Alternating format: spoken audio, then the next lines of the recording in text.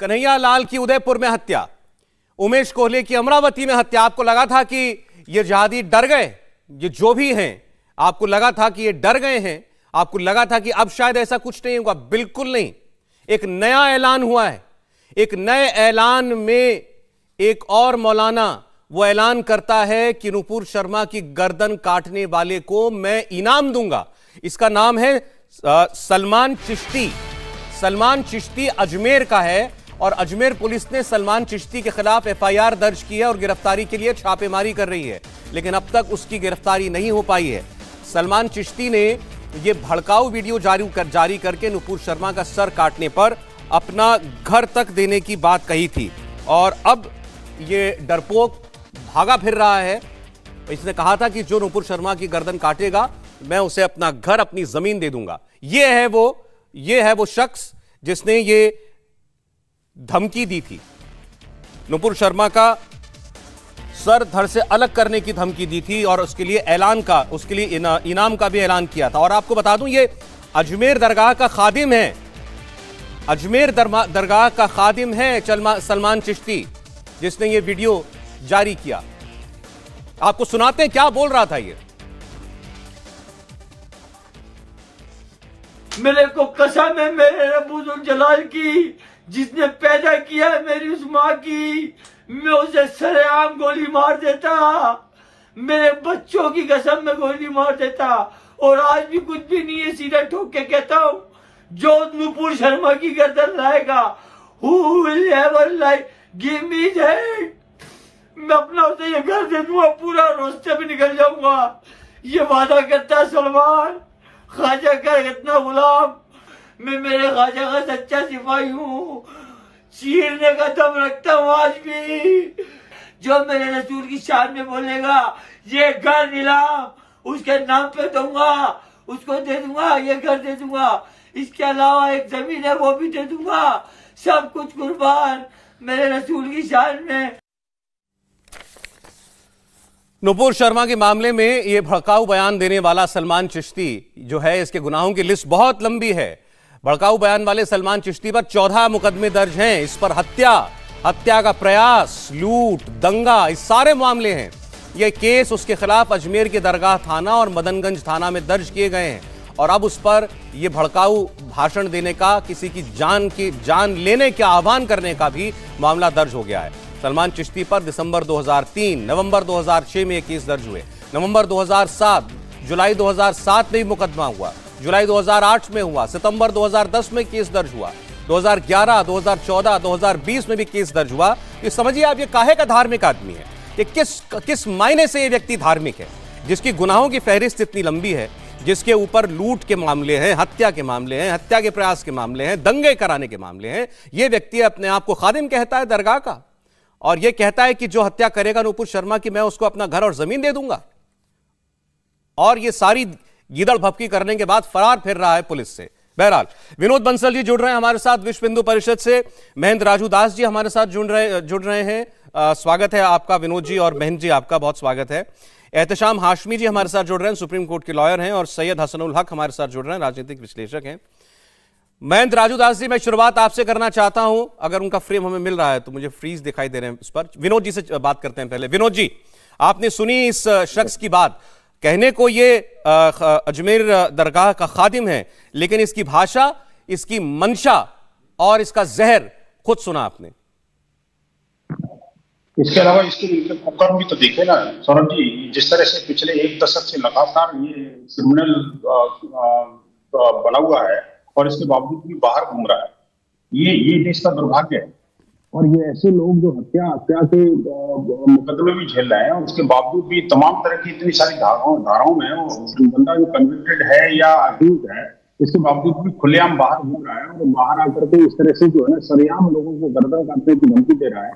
और उसके ऊपर आप देखिए कि कोई भी धार्मिक जो मुसलमानों के जो धर्मगुरु जिसे कहते हैं, मोले माँ या कोई धार्मिक संस्थाएं, दारुल देवबंद हो या जमीयत उलमा हिंद हो या अजमेर शरीफ की दरगाह को कोई प्रबंधक हो, मैनेजर हो, या कोई संभ्रांत नागरिक जिसको कहते हैं इस्लामिक स्कॉलर, उनमें से किसी का कोई निंदा नहीं आई। उन्होंने इसको इस्लाम से खारिज नहीं किया, इसके खिलाफ फतवा जारी नहीं किया। सौरभ जी, बड़ा दुर्भाग्यपूर्ण बात है। ऐसे लोगों का तो वास्तव में ये जरूरत है आज आज आज समाज को, कि जो सर तन से जुदा करने की बात करें उसको बर्तन से जुदा कर दो। मुझे लगता है कि आपके पैनल जितने भी हैं यहाँ पे बैठे हुए हैं, वो सब इस बात से, मेरी बात से सहमत होने चाहिए कि अगर वास्तव में वो राष्ट्रीयता का भाव लेकर जीते हैं, अगर उनके अंदर भारतीय जिंदा है, निश्चित रूप से वो सब ये कहेंगे कि सर तन से जुदा करने वालों को बटन से जुदा कर दें अपनी। ठीक। और ऐसे लोगों के खिलाफ कठोरतम कार्रवाई तुरंत सुनिश्चित करें। विनोद जी, आपकी बात में जरा औरों के पास ले जाऊं। आपकी ऑडियो में भी थोड़ी सी दिक्कत है, इसको भी हम ठीक करने की कोशिश करते हैं। मैं जाना चाहता हूं सैयद हसनुल हक साहब के पास। हक साहब, आपको मेरी आवाज मिल रही है? जी जी, आपकी आवाज। जी, आपने भी सुना इस सलमान चिश्ती की बात को और इसकी धमकी को भी आपने सुना। क्या कहेंगे इस पर? विनोद बंसल जी कह रहे हैं ऐसा आदमी क्यों इस्लाम से खारिज नहीं होना चाहिए जो सरेआम किसी की हत्या करने के नाम पर इनाम देने का ऐलान करता है।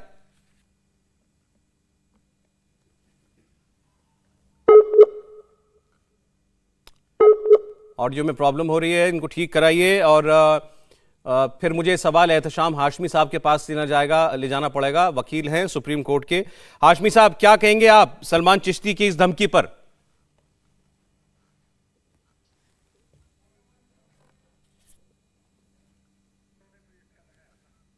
सर, आपका सिस्टम शायद म्यूट है, एक बार चेक कर लें।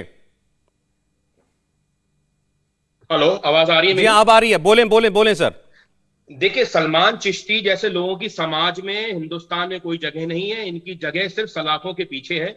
और मैं भारत सरकार से डिमांड करता हूं कि जितने भी लोग इस तरह के बयान देते हैं उनको सख्त से सख्त कार्रवाई करके जेल भेजा जाए।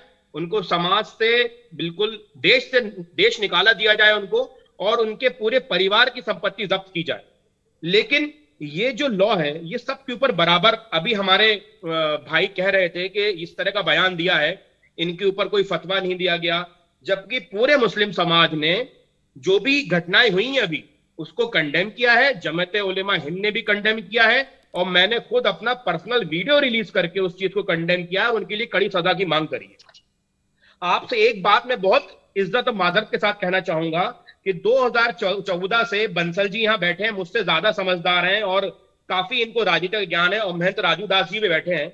उनसे भी मैं पूछना चाहता हूं कि 2014 से अभी तक जितनी भी लिंचिंग हुई है उनके बारे में आप लोगों ने कभी यह बयान दिया? उनको क्या समाज में रखने का हक है? एक तरफ तो आप साध्वी प्रज्ञा को संसद में भेज के अपना नेता मानते हैं। साध्वी प्रज्ञा के ऊपर भी इल्जाम था कि उन्होंने आतंकवादी घटनाओं को अंजाम दिया है। तो यह कानून जो चिश्ती के ऊपर लागू हो रहा है वो प्रज्ञा के ऊपर क्यों लागू नहीं हो सकता? मैं आप एक बार जरा जी एक सेकंड, हक साहब, हाशमी साहब, एक सेकंड। आपने बोला इस देश में पिछले 8 साल से, जब से ये नई 2014 में सरकार बनी है, लिंचिंग को लेकर के, गौकशी को लेकर के, और उसके बाद गाय के नाम पर काटना मारना, सब कुछ को लेकर के ही चर्चा हुई है, और बहुत चर्चा हुई है और बहुत निंदा हुई है। आपने साध्वी प्रज्ञा का नाम लिया, उन पर बहुत चर्चाएं और बहुत डिबेट हुए हैं, इस चैनल पर भी हुए हैं।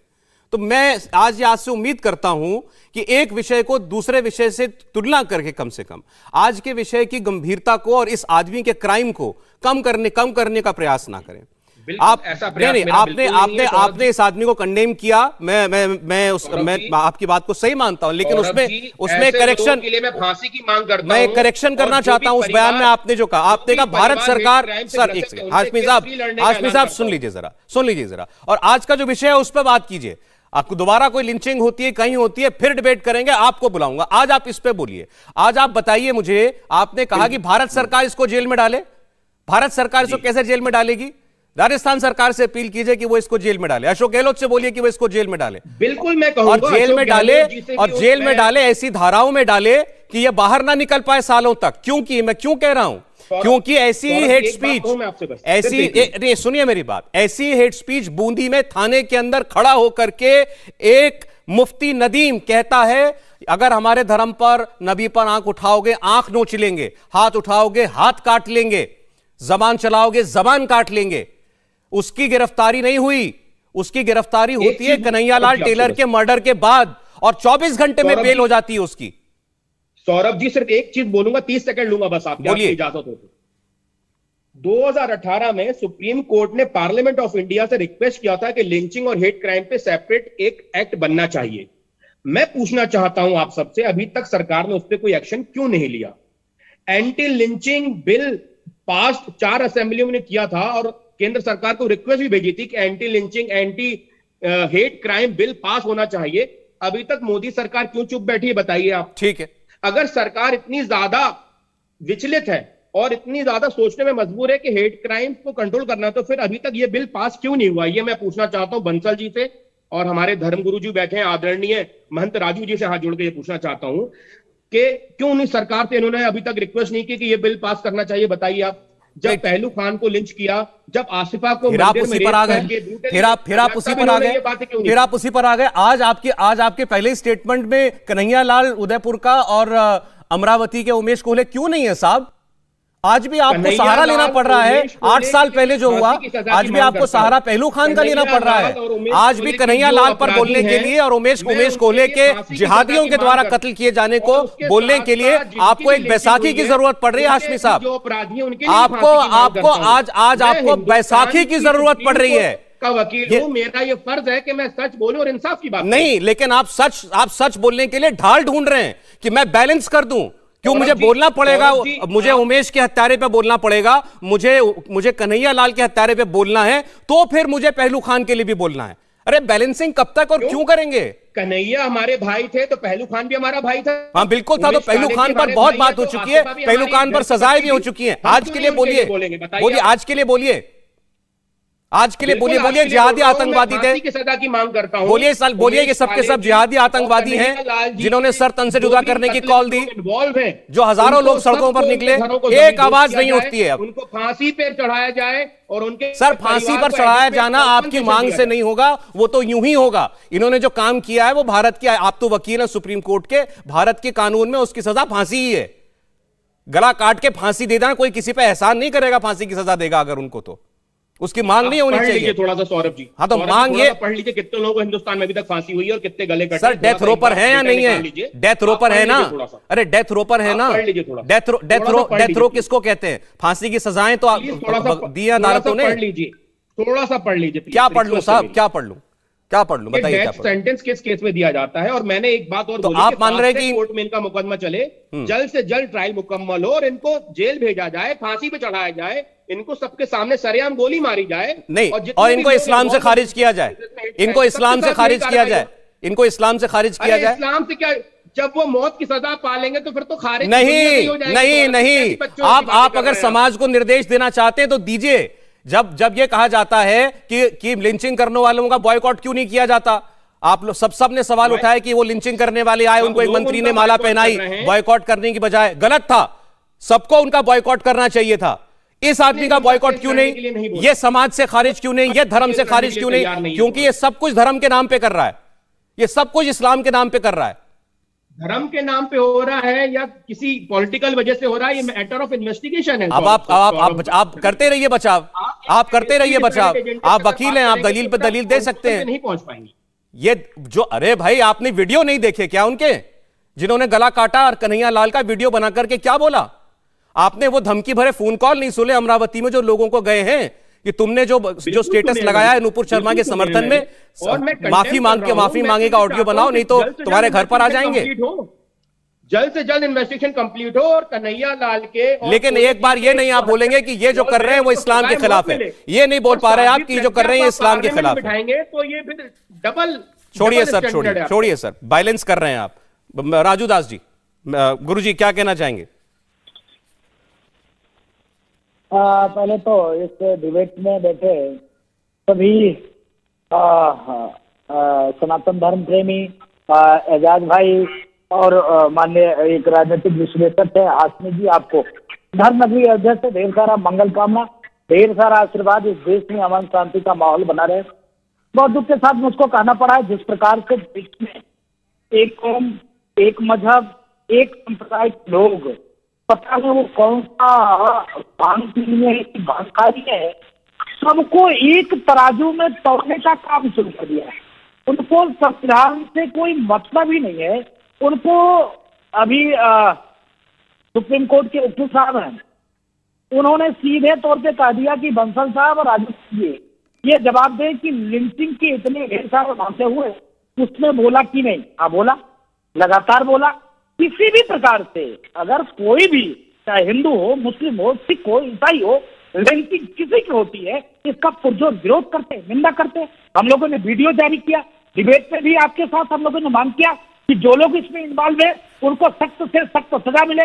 लेकिन वकील साहब तो सुप्रीम कोर्ट के वकील तो हैं, लेकिन उन्होंने अपने जिम्मेदारी को छोड़कर देखिए कैसे बचने का इन्होंने कोशिश किया। अभी महाराष्ट्र की घटना पर एक शब्द इन्होंने नहीं बोला, अभी और राजस्थान की एक शब्द इन्होंने नहीं कहा। अभी जो लगातार इनके इस्लामिक स्कॉलर, बड़े बड़े मौलवी, बड़े बड़े मदरसे जिस प्रकार से एक महिला के खिलाफ सरेआम बलात्कार कर दो, सरेआम हत्या कर दो, सरेआम ऐसा कर दो, ये स्पीच दिया जा रहा है, इस पर इनका जवाब नहीं आया। अभी इन्होंने पुरानी मामला को खोला, तब तो हम खोल दें कि 1947 में धार्मिक आधार पर देश का बंटवारा हुआ, उसमें 5 लाख से ऊपर हिंदू मारे गए, 8 करोड़ से ऊपर हिंदू इधर सुधर हुए। उस समय में हिंदुस्तान में महाराज जी रोक रहा हूं, माफी चाहता हूं आपको बीच में। एक तो ये बात मैंने इसलिए उनसे कहा कि आज के विषय पर बात करें, वो पीछे के विषय उठा रहे थे, और अगर पीछे ही जाना है तो मैं एक चीज स्टेटमेंट, मुझे ब्रेक लेना है, उसके बाद में हक साहब के पास जाऊंगा। हाल ही में आरएसएस के प्रमुख मोहन भागवत साहब ने एक स्टेटमेंट दिया था। उन्होंने ये कहा था कि गाय के नाम पर अगर किसी की हत्या, किसी मुसलमान की, किसी और धर्म के व्यक्ति की हत्या कोई करता है तो वो हिंदू नहीं है। ये आरएसएस के प्रमुख ने स्टेटमेंट दिया कि वो हिंदू नहीं है अगर कोई गाय के नाम पर किसी की जान ले रहा है। आज एक आवाज तो उठे कि ये जो इस्लाम के नाम पर मार रहे हैं ये मुसलमान नहीं हो सकते। कोई बोले ये जो आदमी यहां बैठा मगरमच्छ के आंसू पे बहाता हुआ, किसी को बुरा लग रहा हो तो लगे, ये टीवी पे जो दिखाई दे रहा है ये आंसू पहुंचता हुआ कि जो गला काट के लाएगा मैं उसको अपना घर दे दूंगा, अपनी जमीन दे दूंगा, इसकी हिम्मत हो रही है ये बोलने की। 2 देश में 2 कत्ल हो गए, इसकी हिम्मत है ये बोलने की। ये लानतें हैं उन सरकारों पर जिनके राज्यों में ये हो रहा है कि ये बैठा ये बोल रहा है, इसकी हिम्मत है। सैयद हसनुल हक साहब कहेंगे अब। जी बोलें सर। बहुत बहुत शुक्रिया सौरभ भाई, माफी चाहूंगा नेटवर्क इश्यूज की वजह से मैं नहीं बोल पाया। जो भी देश में घटनाएं हो रही हैं और जो भी इस तरीके की हत्या हुई है, आवाज जरा खराब आ रही है मेरे पास। आपकी आवाज बिल्कुल साफ मिल रही है हमें, आप बोलिए जी। जो भी घटनाएं हुई हैं, वो कन्हैया लाल जी की हत्या हुई हो या फिर किसी और की हत्या हुई, अभी जैसे कोहली जी की हत्या हुई हो, ये सारे, मेरी आवाज रिपीट आ रही है सर, इसी वजह से मैं थोड़ा सा जा रहा है, उनको ठीक कर दीजिए। हाँ आप बोलिए। ये जितनी भी घटनाएं हुई है और जो हो रही है, और ये देश के लिए बहुत ही दुर्भाग्यपूर्ण है। मैं इसकी कड़ी मजम्मत करता हूं, निंदा करता हूं। देश किसी बाबा या फिर किसी जो कठपुतली, जो इस तरीके के लोग हैं जो ख्वाजा मोइनुद्दीन चिश्ती का नाम खराब कर रहे हैं, ऐसे लोगों के हिसाब से देश नहीं चलता। इको हो रहा है सर, आवाज इको बहुत हो रही है। जी ठीक कर रहे हैं हम इसको, ठीक कर रहे हैं हम इसको। जी सर, इन लोगों के हिसाब से देश नहीं चलेगा। ये इसकी जितनी मजम्मत की जाए कम है, इसके लिए जितनी मजम्मत की जाए कम ही जाए। हिंदुस्तान, सॉरी सर बहुत ज्यादा आप ये काम कीजिए, आप ईयरपीस अपना निकाल दीजिए और आप अपनी बात कहिए, पूरी कंप्लीट कीजिए और बोल आप फिर बाद में लगा लीजिएगा। आप निकाल दीजिए ईयरपीस और बोलिए, आपकी आवाज आ रही है। ओके हाँ ओके। ये जो भी घटनाएं हुई है ये बहुत ही निंदनीय है, इसकी हम तमाम लोग कड़ी मजम्मत करते हैं। कोई भी देश या कोई भी धर्म इस तरीके की चीजें नहीं सिखाता है। आप देखिए कि 2014 से ये घटनाएं, अगर 14 ही में इस पे अंकुश लगा गया होता, अगर इस पे जैसे एंटी बिल होता, इस पे आज पास होता, या फिर इस तरीके की जो भी घटनाएं हुई है इस पे अंकुश लगा दिया गया, तो आज धर्म के नाम पे देश में जो हत्याएं हो रही है ये नहीं होती। मैं जैसे अभी अत्तारी नाम का कोई शख्स है, मैं मांग करता हूं, कंडेम करता हूं, मांग करता हूं ऐसे लोगों पे कड़ी से कड़ी कार्रवाई।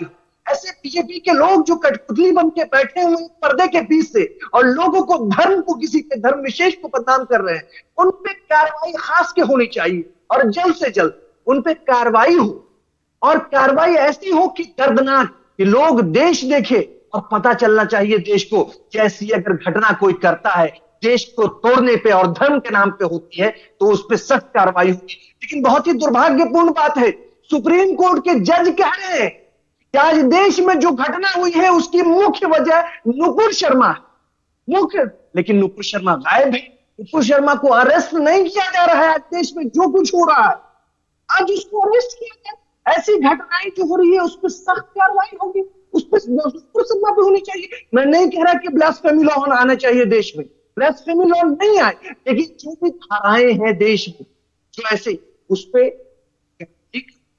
मजबूती के साथ। आप देखिए जैसे इंस्पेक्टर सुबोध सिंह की हत्या होती है, इंस्पेक्टर सुबोध सिंह की हत्या होती है, लेकिन उस पे क्या किया जाता है, जो लोग आते हैं बाहर जेल से उनको मालाएं पहनाया जाता है। अखलाक पहलू खान, अफराजुल तबरेज, ऐसे लोग जिनकी हत्याएं होती है, आती है जेल से बाहर, उनको मालाएं पहनाया जाता है बीजेपी द्वारा। ये देश में इस तरीके की चीजें नहीं चलनी चाहिए। देश हमारा किसी फिर से बोल रहा हूं, किसी बाबा या किसी कठपुतली मौलाना के कानून से नहीं चलेगा। चलिए ठीक है, संविधान से चलेगा। ठीक है हक साहब, आप अपना ईयरपीस लगा लीजिए। आपकी बात में अब दूसरे मेहमानों तक लेकर के जा रहा हूं। मैंने आपको बीच में रोका इसलिए नहीं क्योंकि आप सुन नहीं पाते मेरी बात को। चलिए ठीक है, लेकिन आपने भी 2014 से ही शुरुआत की अपनी स्टेटमेंट की, तब लगाम लग गई होती तो आज ये वारदातें नहीं होती, नुपुर शर्मा जेल में होती तो ये वारदातें नहीं होती। ये बार बार जो आपको तो लगाना पड़ रहा है, सवाल उस पर उठ रहा है। एक बिल्कुल अनक्वालिफाइड जो है कंडमनेशन क्यों नहीं हो सकती? सुप्रीम कोर्ट ने जैसे नुपुर शर्मा के लिए कहा ना, अनक्वालिफाइड अपॉलॉजी नहीं दी, तो ऐसे अनक्वालिफाइड कंडमनेशन क्यों नहीं हो सकती भाई? इस बात को गलत कहने के लिए एक तीसरी वारदात याद दिलानी पड़ेगी, वो भी हुआ था, वो याद करो, वो भी हुआ था। ये जो टेंडेंसी है वो समझ में नहीं आ रही है हमें। जी एक बार विनोद जी बोलना चाह रहे थे बीच में, बोलिए। सौरभ जी, ये जो बार बार 2014 की बात करते हैं, इनको याद होना चाहिए कि ये इस्लाम का ये जो घिनौना चेहरा है, या जो इस जिहाद का जो बहसी रूप है, वो आज का नहीं है जी। 14 के बाद शुरू नहीं हुआ जी। 17 से 24 में लाहौर के अंदर पीर हकीकत राय की हत्या इन्होंने इसी मानसिकता के कारण की थी, बिल्कुल एग्जैक्टली सेम आरोप दिया। नंबर 2, महाशय राजपाल की हत्या जो है 1929 में तब की थी जब वो सजा भी काट के आ गए थे, उसके बाद भी उनकी निरसन सत्या की थी। इसके अलावा मुझे बताइए 14 से पहले की घटनाएं कुछ मैं आपको बता दूं। देखिए बीच में बोल रहे हैं, अभी बीच में मत बोलिए, उनको बोलिएगा, अब इनको नहीं हो रहे, ठीक हो जाएगा। मैं कह रहा हूँ, देखिए अंकित शर्मा, अंकित सक्सेना, राहुल राजपूत, डॉक्टर नारायण, बादल त्यागी, निकिता तोमर, हरीश किशन भरवाड़, हर्षा, लावण्या, कृष्णा, किशन और अब कन्हैया, उमेश, यानी कितने लोग ऐसे हैं जो कि अनगिनत, मेरे पास अभी जो ना मैं आपको भेज दूंगा, 60 लोगों की लिस्ट है मेरे पास। 5 दर्जन लोग हैं सौरभ जी, ये 5 दर्जन लोग वो हैं जो कि 2014 से पहले या अपने इसका नुपुर शर्मा के बयान से पहले हत्या होगी उनकी। और इन सारे के सारे लोगों की हत्या इस वजह से हुई क्योंकि वो हिंदू थे और उनको इस्लामिक जिहाद का शिकार बन गए वो। तो आप कह रहे हैं कि अगर सामने वो जितने नाम गिना रहे हैं आप उनसे ज्यादा नाम गिना सकते हैं, ठीक है। कुछ ऐतराज भी बीच में हो रहा था, आवाज साफ नहीं आ रही थी। हाशमी जी बोलिए। देखिए मैं ये कहना चाहता हूँ कि बंसल जी पढ़े लिखे हैं, लेकिन ये अनपढ़ जाहिल जैसी बात करते हैं। इस्लाम का घिनौना चेहरा, ये शब्द शोभा देता है इनको? बताइए आप। मतलब अब जो भी अपराधी होगा वो जिस धर्म का होगा तो हम उस रिलीजन को घिनौना चेहरा बता देंगे? बताइए आप। कल को अगर कोई बंसल जी पकड़े जाते हैं मान लो किसी केस में, किसी मर्डर के केस में या किसी रेप के केस में, तो मैं क्या पूरे हिंदू भाई बहनों की आपस में खिलवाड़ करूंगा? उनके धर्म को मैं बुरा बोलूंगा? इतने पढ़े लिखे हैं ये, लेकिन इस तरह की घिनौनी बात करते हैं, शर्म आनी चाहिए। एक धर्म के आधार पर आप अपराधी नहीं मार सकते। वो किसी धर्म का है, मुस्लिम धर्म का है, हिंदू धर्म का है, उसको सजाए मौत दो, उसको फांसी दो, उसका समाज से बहिष्कार करो। लेकिन ये नेता बैठे हैं जिन्होंने अपनी जिंदगी में कुछ अचीव नहीं किया, ये चैनल से सिर्फ आवाज इनको पैसा मिलता है। जी हाँ बोलिए, अब बोलिए।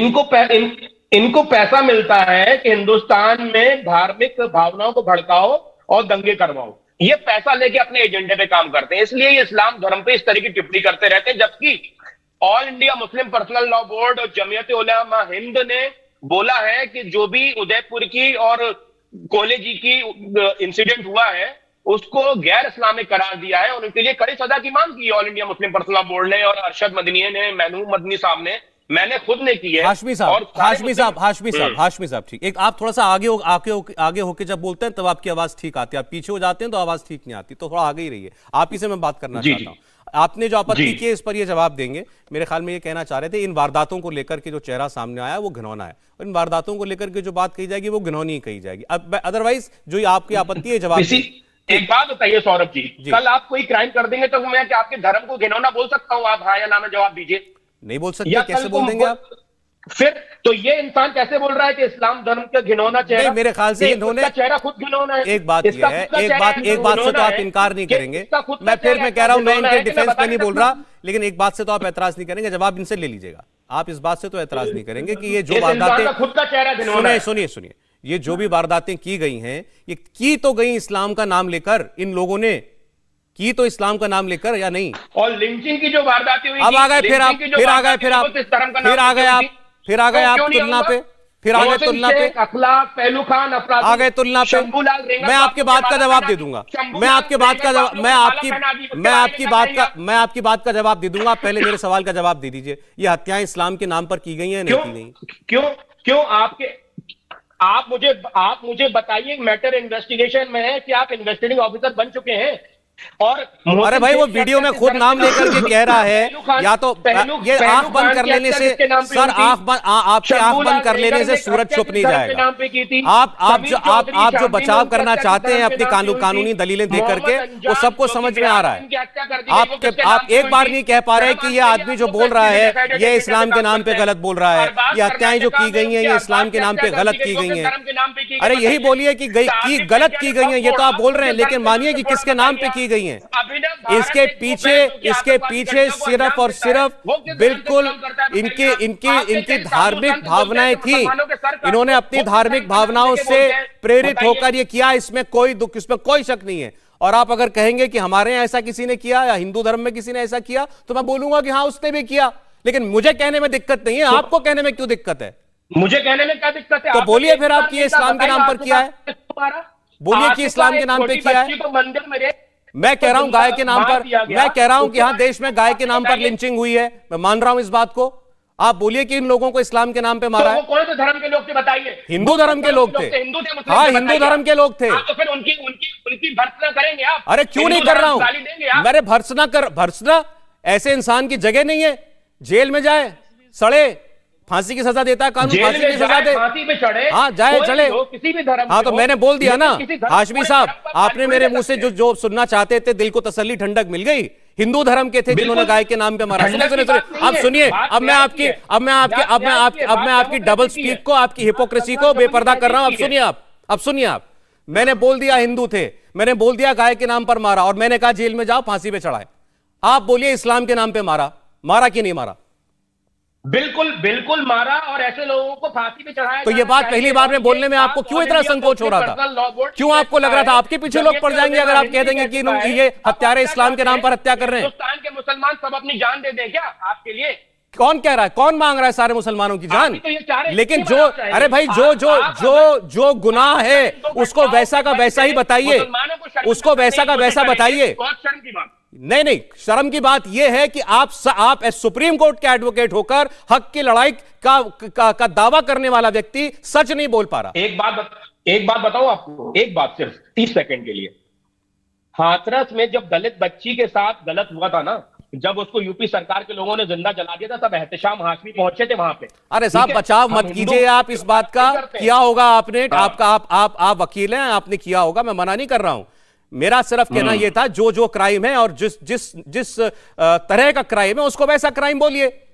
बिल्कुल बोलेंगे, बोलिए बस वैसा का वैसा बोलिए, कोई शर्म नहीं है। हाँ ठीक। धर्म के नाम पे, इस्लाम के नाम पे अगर कोई हत्या करता है उसके लिए फांसी की सजा, और उसकी धर्म में भी कोई जगह नहीं है, इस्लाम में भी कोई जगह नहीं। बस ये बोलवाना चाहेंगे बताइए। अरे तो आप मेरा तो पहला ही सवाल ये था, लेकिन आप तब से अब तक बचते रहे, 40 मिनट हो गए डिबेट में, आपके मुंह से अब ये बात निकली है। बिल्कुल बच्चे आप बोलना नहीं चाह रहे थे, आप बिल्कुल नहीं बोलना चाह रहे, और 2014 पे आ जाएंगे, 16 पे आ जाएंगे, 17 पे आ जाएंगे, बाकी मुद्दे आप गिनाना शुरू कर देंगे।